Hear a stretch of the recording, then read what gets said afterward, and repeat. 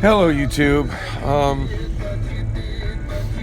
Today's been an epitome of non-productive day. I didn't really get out of bed. I've been super depressed, and I don't even really want to talk about why. But it's just say I'm really, really unhappy, and I just got up to meet a friend who wants to try to cheer me up and do some stuff. And somebody smashed out my passenger side front window. I don't know if you can really see it. But it's all held in place by the tent, which is fortunate. But yeah, it's smashed out. Somebody on YouTube who did it. Thanks for that. Fucking assholes.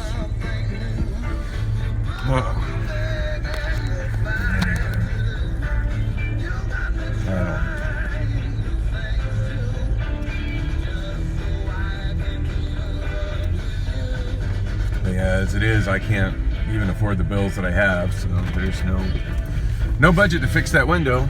So hopefully it doesn't. Hopefully the tent holds it together, and the cops don't fuck with me about it.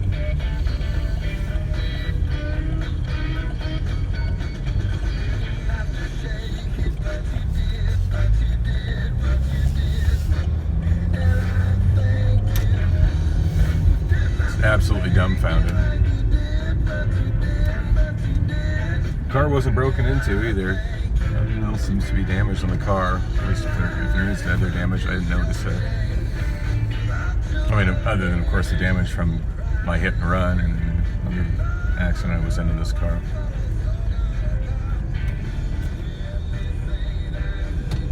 And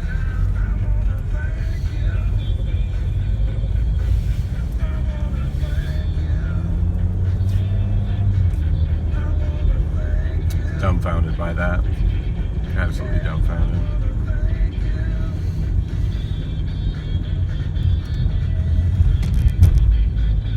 Anyway, not sure if I mentioned it in my vlogs. I think I have. But, you know, so many of these, they're just kind of me talking about whatever comes to my mind and of course wandering all over the places. That's kind of what my mind does. But I guess 2 weeks ago, maybe it was 3 weeks ago. My weeks have really been a blur for like a year. But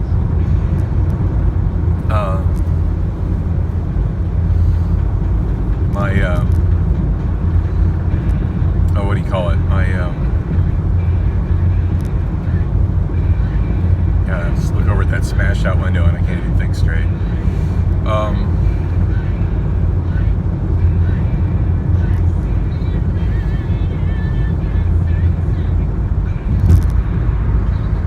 So unhappy with last night. It's hard to describe.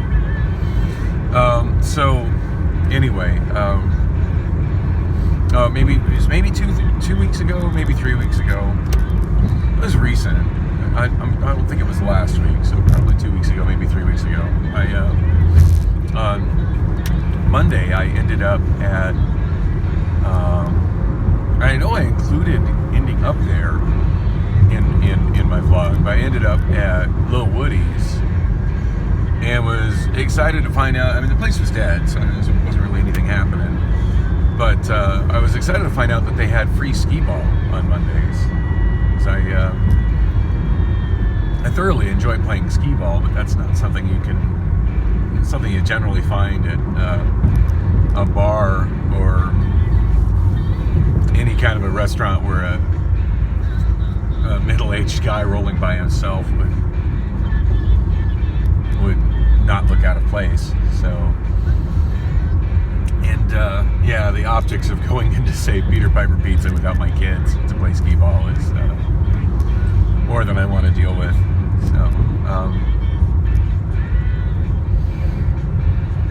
anyway, I had a blast. I mean, I just basically sat there by myself and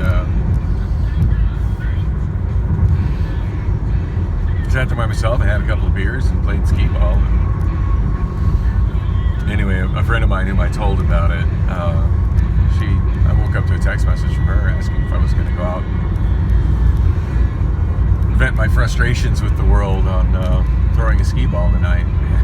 It's like, that sounds like a great idea. You want to come with me? And she does. So, yay. Yay. I need a little optimism in my world. Damn that broken window.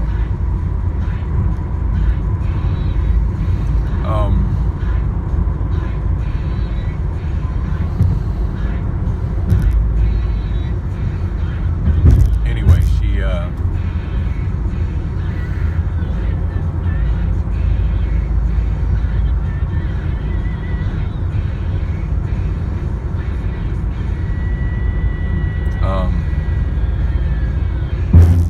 oh gosh, what was I going to say?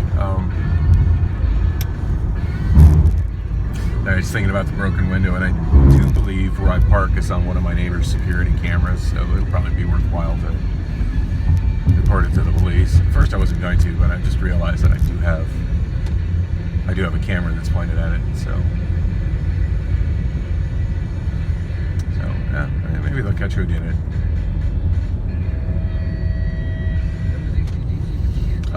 Anyway,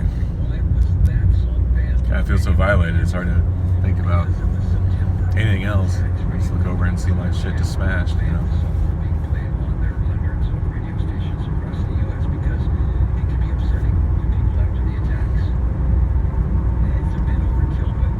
Anyway, we want to get her so we can go get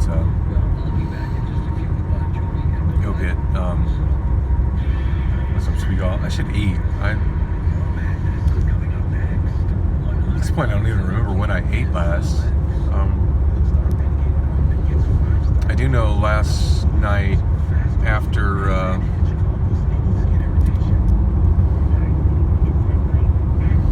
let's see.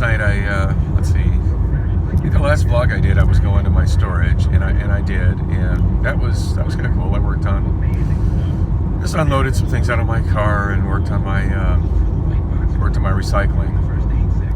I was actually planning on cashing in my recycling. I don't expect I'm going to get much for it, but a little bit of cash right now would be helpful.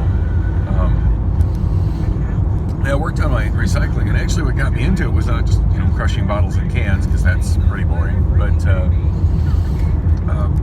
I turned on the little TV lamp radio all-in-one thing that I was showing on the box, and I wish I was better at making videos and had some more cameras and stuff, because that would have made for a fun and entertaining unboxing video, if for no other reason than just how crappy it was. And I guess I shouldn't be surprised. It looked, it just screamed cheap Chinesium on the box, but yeah, just very poorly made, very plasticky.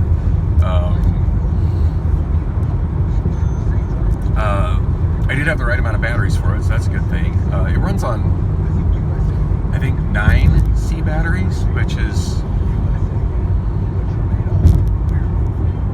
an odd number, but I think that will, an odd number. I want to say the total's at 12 volts, but I don't think it does. I don't know. I didn't do the math on the batteries, but I ended up with like 1 extra C battery. God knows what I'm going to do with 1 extra C battery.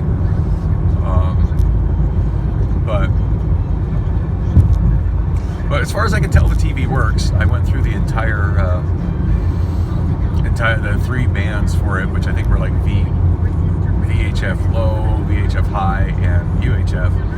And well, it's kind of funny. Like I could kind of sense on some different, see some different types of interference.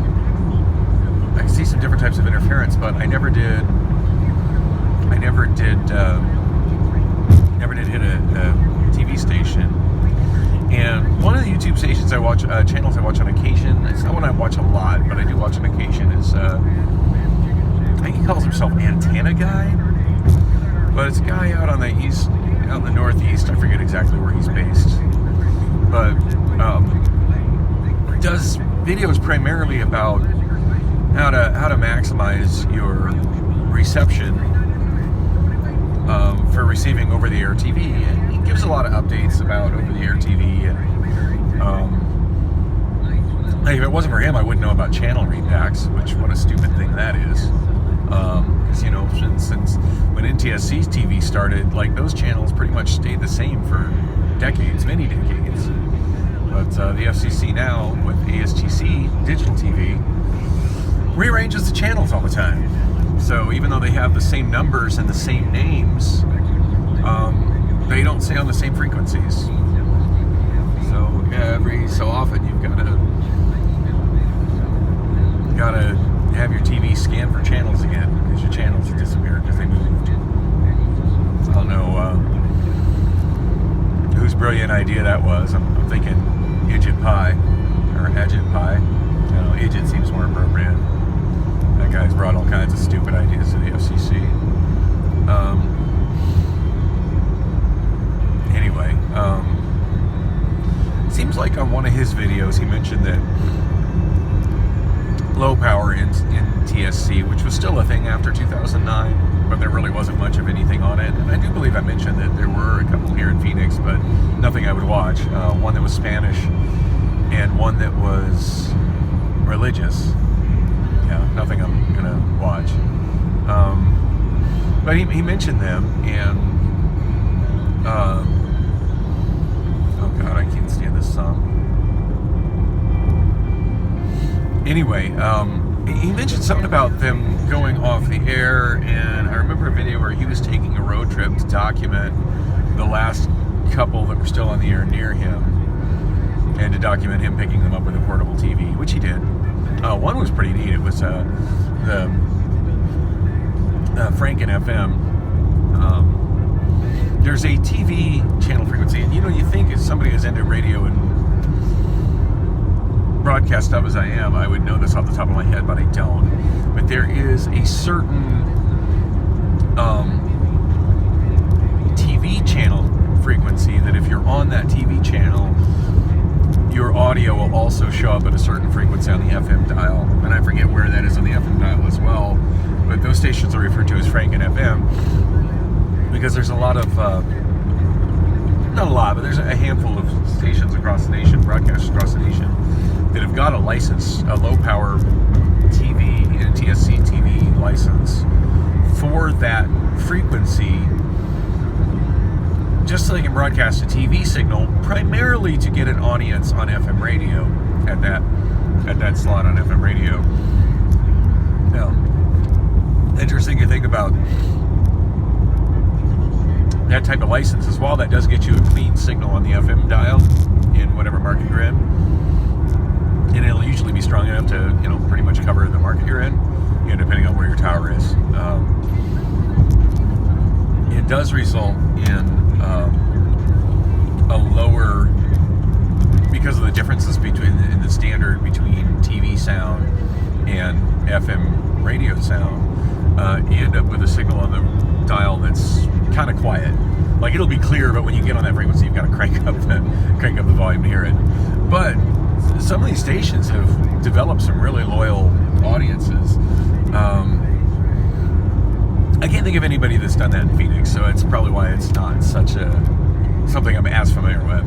But I did see there was one, I forget what market it is. I want to say Chicago, but maybe it's Detroit, called MeTV FM, that plays a really eclectic mix of music, and it's a very popular station. Like, it has pretty good ratings, and it has advertisers, and I want to say it's in Chicago, but MeTV FM is really popular, and of course people are stressing about it, their listenership, as well as of course their ownership, because like once the low power NTSC ends, which I guess is, I believe it's already happened, they were not going to have a radio frequency for their station. And how they've gone about handling that, I don't know. It's not something that is of interest enough to me that I've Googled to find out. And I don't watch every Antenna Man video, so I'd probably have missed. If he's explained what's happened, I've missed it. In fact, I'm not even sure if I subscribe to him. I don't think I don't. I think he just shows up on my algorithm from time to time. the all-knowing YouTube algorithm is like, hey, you used to like this channel, maybe you want to watch some new content from it. And usually it's like, oh, yes I do, click. So anyway, yes, I got that little TV out and I went through it. This is not what I did yesterday. I did this I did this actually right after I shot the vlog where I showed the box, put the batteries in it, and went through. And yeah, I'm sure there's just other types of wireless communication that are on those frequencies now. I'm just they're showing up as variations in the static on the TV. But the TV works, and it was certainly brand new and sealed in plastic when I opened it on the inside. So it's definitely never ever been used. It's brand new. Manufacturing date on it was kind of a surprise to me. It's a lot newer than I thought it was. I figured it was probably from the late 1990s, being that it was a small CRT TV, but it was actually, I want to say 2003, might have been 2002, but it was definitely from the early 2000s. So definitely after digital TVs were a thing. So that was pretty interesting. I want this next exit, so I don't make the mistake and go get off at Gilbert again. So yeah, it's damn fucking window. I just look over to the right and see in my rearview mirror, and I just see broken glass. So I was gonna say, yeah. So I got the. So yeah, I went through the TV bands and nothing, and then I tried the lamps, and they work. They're pretty unimpressive. The so-called spotlight is super dim.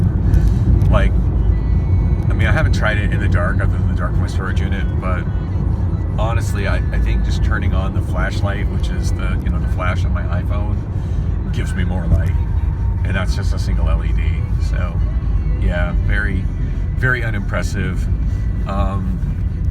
And it's a brand new bulb, so I'm not going to swap it out, but I believe I probably could swap it out with an LED, and that would be an interesting project, but I just don't think that whole device is really worth that amount of work. It's just really cheap plastic tat. But the lights work, but here's what really threw me for a loop when I started messing with it, more than anything else, and just the cheap plastic, the overall cheap build of it. And I'll get into the AM and the FM tuner later, because that was kind of disappointing as well until yesterday.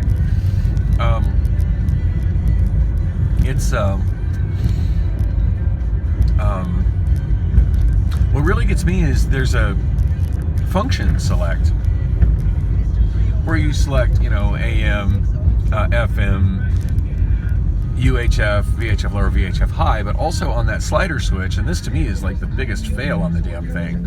Also on that slider switch is lamp or spotlight, and which to me is ridiculous, because did it really never occur to the person designing this that if you were going to use this as like an emergency radio, or like something to, in the case of a massive power outage, to allow you to receive, AM or FM broadcasts or TV broadcasts, in an absence of power, that you maybe would want to do that and have the light on at the same time? That seems like a no-brainer. I mean, generally speaking, I don't always listen to radio in the dark. I don't always watch TV in the dark. I mean, granted, I do those things in the dark, but generally, I turn off the lights after I get settled in and am doing those things. So just damn, just absolutely floored by the fact that they have it wired that way. It just blew my mind. Because honestly, that's something I was honestly thinking of doing with it. I was planning on putting it in the back of my storage, where even in the daytime, the lighting is inadequate. Kind of sticking up on a pile of stuff and having the lamp out and listening to the radio while I do some cleaning. And I won't be doing with that, at least not without me doing some modifications to it, which, again, it's such cheap tat that it doesn't really warrant those kind of modifications. Anyway, mind blown by that. Like, you think there would be like just a simple on-off switch for the lamp, and an on-off switch for the spotlight, or maybe a lamp power switch where you slide it to one side for lamp and one side for power. The only thing I can think is that maybe the C batteries don't provide enough power for TV and operating the lamps. That makes sense. It just occurred to me now. Thank you, voices in my head. So that makes sense, I guess. But I find it hard to believe that there's not enough power to operate the lamp and the radio. AM and FM transistor radios are notorious for needing very, very little power. I mean, most Walkmans that I've owned that were, AM, FM Walkmans and portable cassette players had no problem rewinding or fast forwarding the tape deck while also listening to the radio. And it never seemed to draw enough current away, unless the batteries were really dead, enough current away that I noticed any drop in performance on the radio. Now I can imagine operating a CRT needing more power. That makes sense to me. But again, like, why not a separate switch for... I guess, of course, that would have required more switches, right? And no budget for that in cheap Chinesium. But yeah, you could have had a switch for, I don't know. And now my mind is, as I'm thinking of ways to do it, I'm like, no, that wouldn't work. But I'm sure it could have been a combination of switches that, allows for operation of those things at the same time. Hell, for that matter, when you turn on the lamp, I could see turning off the CRT but still having the TV sound going. That would have been a nice feature. When back in the day I had several radios that provided TV sound, and those are really handy, especially in power outages where they might be broadcasting news on the TV, news as to what's going on with a storm or whatever caused the power outage on TV. I could get the TV audio for that. That would have been handy. And I can think of instances where, back in the days of NTSC, where it would have been handy to be listening to a local TV broadcast while not watching it, but actually having, a lamp on so you can see what the hell you're doing during a power outage. But anyway, yeah, this unit fails on all those accounts. The AM radio, this is not a fun unboxing video, just hearing me talk about it, but whatever. The AM radio, you actually see me going through these things, would have been made for a fun video. I don't know how to do that. The AM radio, V Westlife recently did a video which I really enjoyed, where he was searching for a true analog FM radio, and he brought something to my attention that I didn't even realize was a thing. And that's probably just because all my radios are so old that they're all, they're either analog radios or they're digital tuners, no in between. But he was showing where most cheap radios made in the last, I want to say decade, I forget how many years. He explained it, but in one ear and out the other. Forgotten detail. But he'd explain where most cheap radios, while they appear to be analog radio, are actually digital. And rather than having analog, an analog tuner where you're changing the tuning elements to fine tune it on a station, which allows you to fine tune it on a station in some ways better than a digital tuner does. And when the frequencies are drifting and whatnot, especially if you're DXing. He was showing where a lot of them are just basically you're using a potentiometer that changes the input to an IC that is digitally tuning the station in. So he was demonstrating how it makes it very difficult to lock in clearly on a station. And I've noticed, while TechBone hasn't mentioned what the cause of this is, I've noticed him reviewing lately some rather low quality boom boxes. And it seems like he's done some other low quality, like a portable cassette player, not a Walkman. Walkman cassette players haven't been made for decades, but portable cassette player with a Walkman style, with a tuner, where he demonstrated that the tuner was very hard to tune in stations on. And so I didn't realize like that's the reason until I saw that Tecmo video. And I'm happy to report that the little all-in-one TV radio lamp that only does one thing at a time, that it does indeed have an analog tuner, but my God, it is probably the worst analog tuner I've ever experienced. It tunes AM so poorly that no matter where you're at on the dial, you're not really receiving anything cleanly. And most of the time you're receiving two stations at once. So, wow, lame. FM, again, yeah, it has a problem with not cleanly selecting a frequency and having some drift. Like it's hard to get it locked in on a station, and sometimes you can hear other stations bleeding over. But I did manage to get it on KTAR, which is all I wanted to listen to. And I got a long story short because I'm also my domestic destination. But what happened yesterday was I turned on KTAR in their typical Sunday afternoon fashion. They were playing some kind of paid program, which was awful. And yeah, I'm not about listening to an infomercial on KTAR. So I just kind of turned the knob, and it's very poorly labeled to the point it's not even worth looking at it to see what the frequency is. The frequency is labeled on the knob, next to the knob that you turn. So I just kind of turned it. I expected it would kind of go to the next strong signal on the dial, which is KDKB 93.3, which is alternative music. And it actually went to a...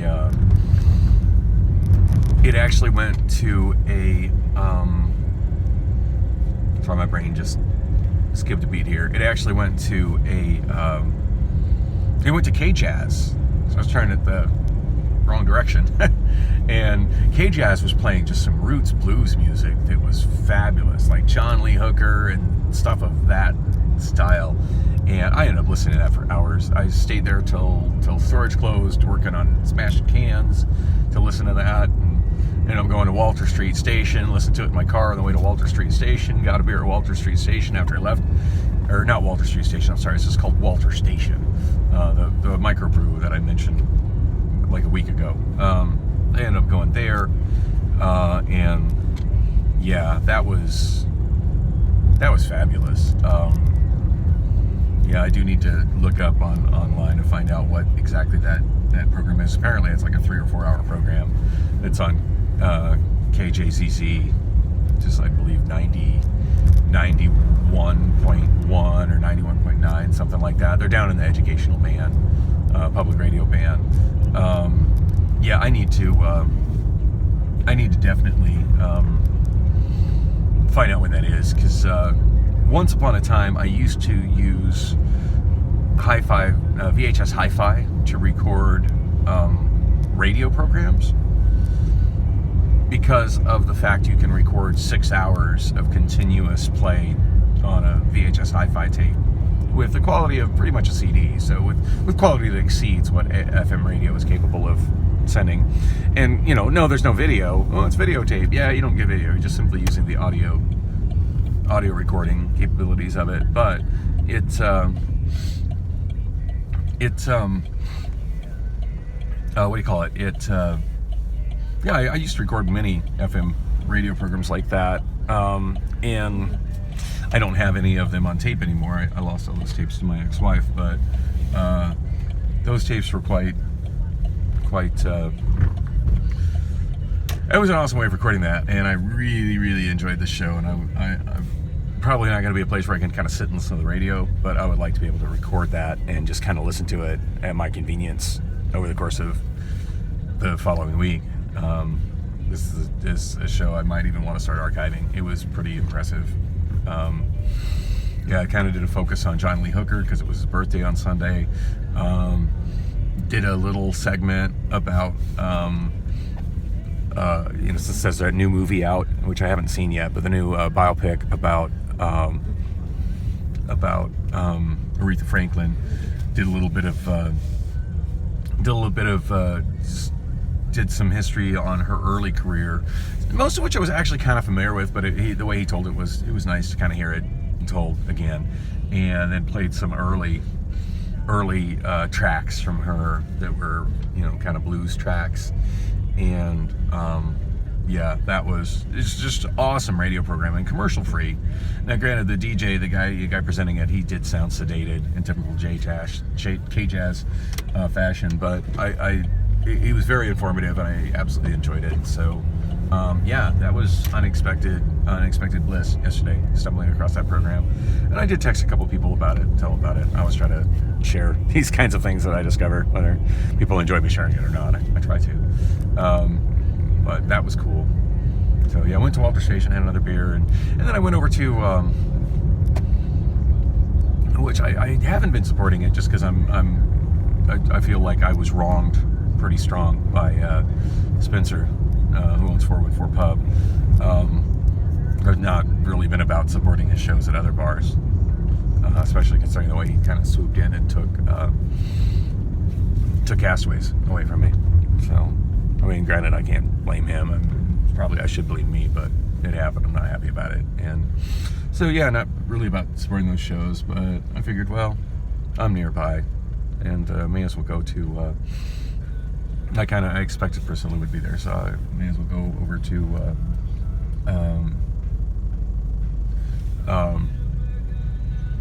Gypsies on McDowell, and Priscilla did end up showing up. That was kind of cool. She asked if I was stalking her. I'm sure I had some kind of smart-ass response to that, but it was neat. I saw some old friends that I hadn't seen there in a while, and that is a place that's frequented by people who used to regularly come to my karaoke shows. So it was good. It was nice to get the good news out about my new show starting in North Scottsdale, the Union Jack. So got a little more publicity towards that out, and yeah, so it was a good time. And I know I was trying to talk about that. I don't recall what else I was going to say after that. But anyway, I'm pretty much at my destination, so I need to wrap this up. But hey, thanks for coming along for the ride. Wow, 32 minutes. You're dedicated.